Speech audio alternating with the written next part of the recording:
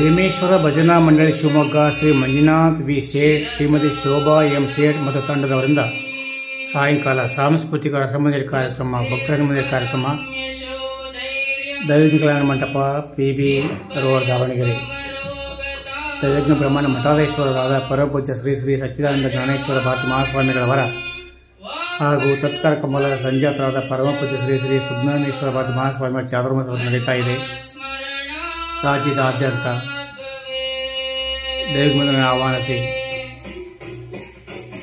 ಸಾಯಂಕಾಲ ಧ್ಯಾನ, ಒಂದಿಷ್ಟು ಭಜನೆ, ಬನ್ನಿ ನಾವು ಕೈ ಜೋಡಿಸೋಣ.